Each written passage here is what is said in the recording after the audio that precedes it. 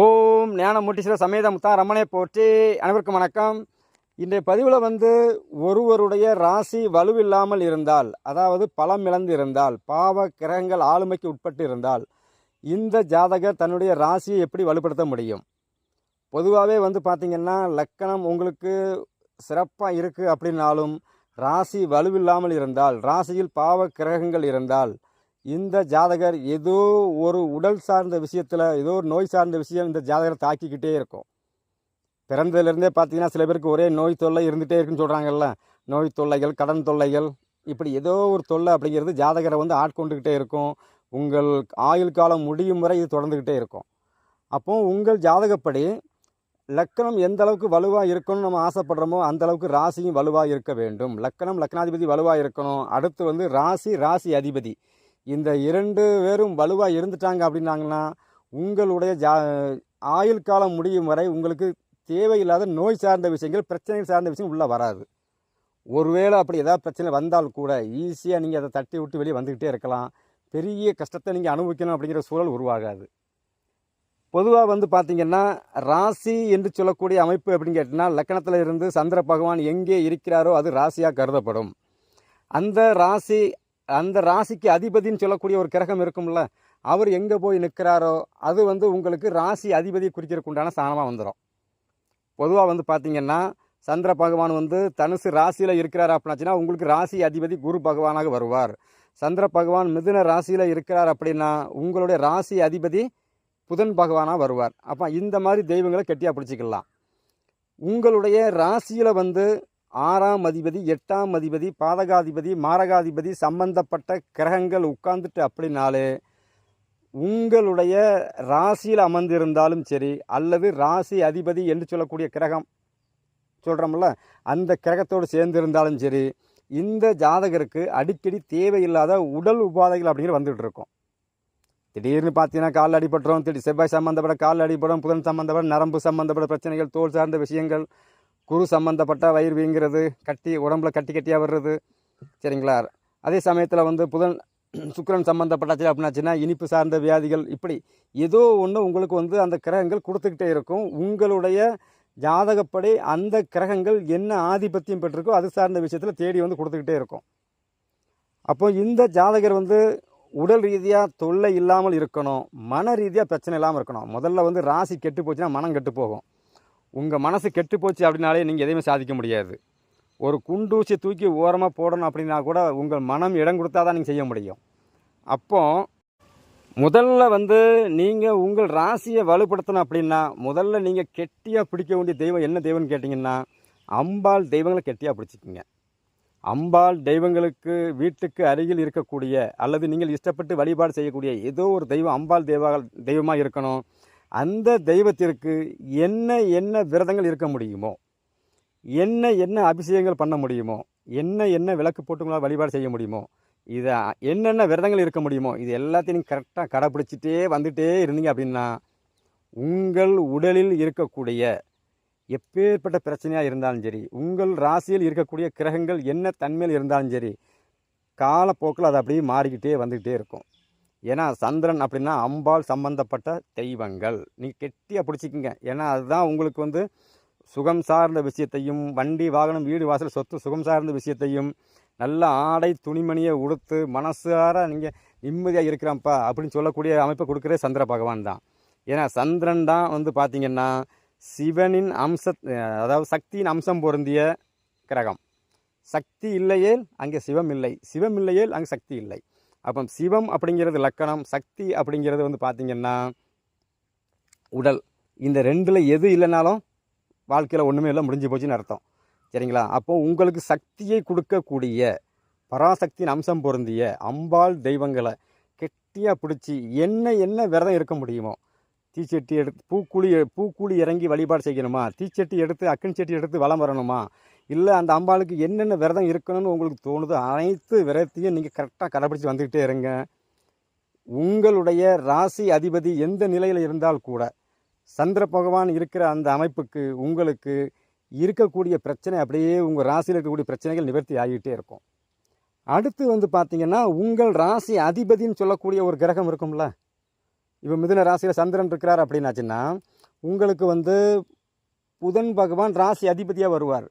அப்போது நீங்கள் அந்த ராசி அதிபதியோடு 6, 8 பாதகம் மாரகம் சம்பந்தப்பட்ட கிரகங்கள் தொடர்பில் இருந்தாலும் சரி, அல்லது ராசியிலேயே இந்த அமைப்பு இருந்தாலும் சரி, உங்களுடைய கடன் என்ன, 6ஆம் அதிபதி 8ஆம் அதிபதி தொடர்பில் இருக்கிறார், உங்களுடைய கடன் என்ன, அந்த கடனை கொண்டு போய் பெருமாள் கோவிலில் செலுத்தலாம். அதாவது அந்த ராசி அதிபதியின் கோவிலில் போய் செலுத்திக்கிட்டே இருக்கணும். அங்கே வந்து மாரகாதிபதி, பாதகாதிபதி, 10ஆம் அதிபதி என்று சொல்லக்கூடிய கர்மஸ்தானாதிபதி தொடர்பில் உள்ளே வந்துட்டார் அப்படின்னாலும் நீங்கள் வந்து அந்த ராசி அதிபதியோட கோவில்களில் போய் அந்த தெய்வத்தை ராசி அதிபதிக்கு வரக்கூடிய கிரகம் வந்து என்ன தெய்வமாக வருதோ அந்த தெய்வத்திற்கு கொண்டு போய் தலைமுடி காணிக்க கொடுக்கறது, பூமுடி கொடுக்கறது, அந்த கோவிலில் போய் உங்கள் கர்மாவை நீங்கள் செலுத்திக்கிட்டே இருக்கலாம். அப்படி செலுத்தும் போது உங்களுடைய ராசியில் இருக்கக்கூடிய அந்த கடன் சார்ந்த விஷயங்கள் நிவர்த்தி ஆகிக்கிட்டே இருக்கும்.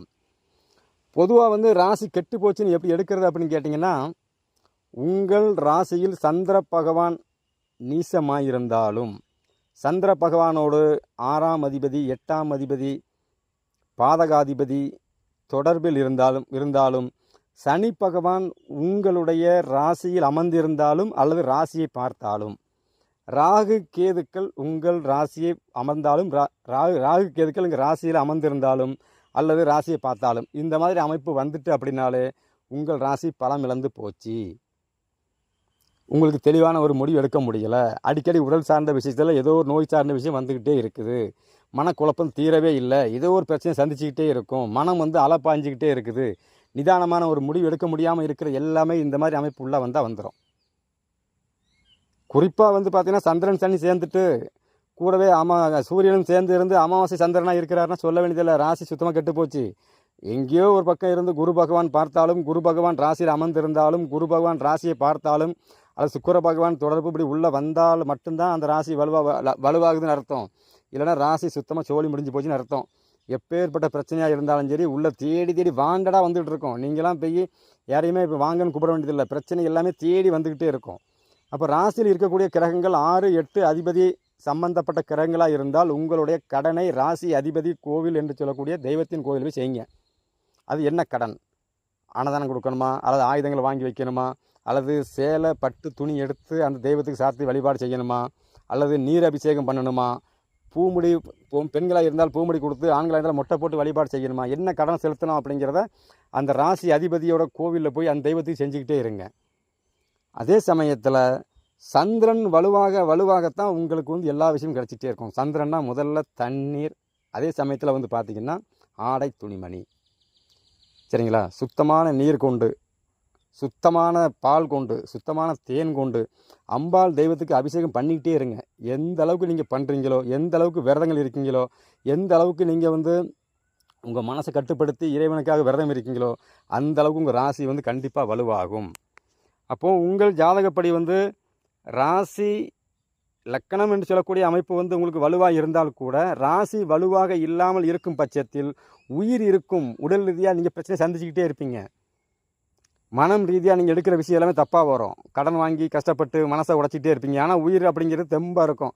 இதை வேணாலும் சாதிக்கலாம் அப்படிங்கிற ஒரு எண்ணங்கள் உருவாகும். ஆனால் சாதிக்கிறதுக்கு உடல் ஒத்துழைக்காது. அப்போ உங்கள் ஜாதகப்படி ராசி வலு இல்லை அப்படிங்கிற பட்சத்தில் உங்கள் ராசியில் இருக்கக்கூடிய கிரகங்கள் என்னென்ன கிரகங்கள்னு பாருங்கள். அந்த கிரகங்களுக்கு உண்டான தெய்வங்கள் என்ன தெய்வமோ அந்த தெய்வத்தையும் கெட்டியாக பிடிக்கலாம். அதே சமயத்தில் ராசி அதிபதியையும் நீங்கள் கெட்டியாக பிடிக்கலாம். அதே சமயத்தில் சந்திர பகவானையும் கெட்டியாக பிடிச்சிக்கணும். சந்திர பகவான்னா யார்? இந்த பிரபஞ்சத்தில் இருக்கக்கூடிய அம்பாள் தெய்வங்கள்.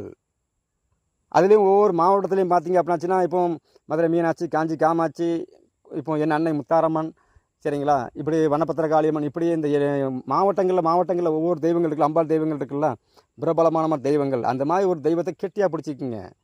கெட்டியாக பிடிச்சிட்டிங்க அப்படின்னாச்சுன்னா அந்த தெய்வத்துக்கு விரதம் இருக்கிறது, மாலை கட்டி போடுறது, பூ கட்டி போடுறது, அம்பாளுக்கு வந்து அபிஷேகத்துக்கு பொருள் வாங்கி கொடுக்குறது, இப்படி உங்களால் என்ன முடியுமோ அதை செஞ்சுக்கிட்டு வந்துக்கிட்டே இருங்க.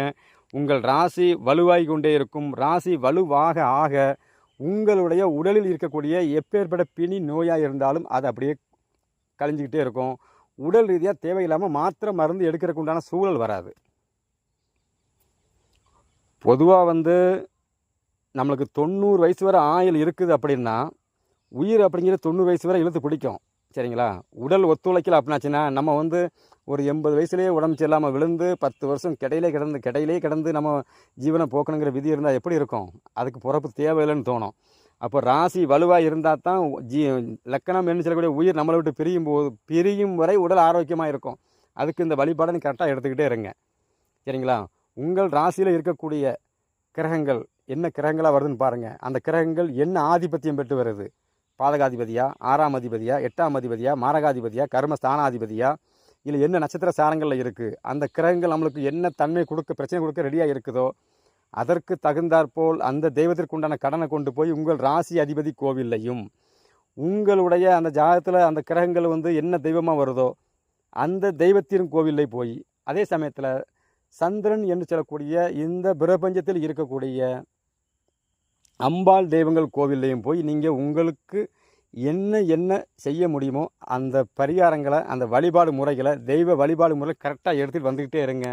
உங்கள் ராசி வலுவாகும். உங்கள் ராசி வலுவாகும் போது உடலில் தேவையில்லாத நோய் சார்ந்த விஷயங்கள் கண்டிப்பாக இந்த பிரபஞ்சம் முடியும் வரை, இந்த உங்களுடைய ஜீவன் முடியும் வரை உங்களுக்கு எப்பேற்பட்ட நோய் இருந்தாலும் சரி, ஒன்று கட்டுக்குள்ளே இருக்கும். உங்கள் ஜாதகம் வலுவாக இருக்கும் பட்சத்தில் அது அடியோடு அழிஞ்சு போகும்.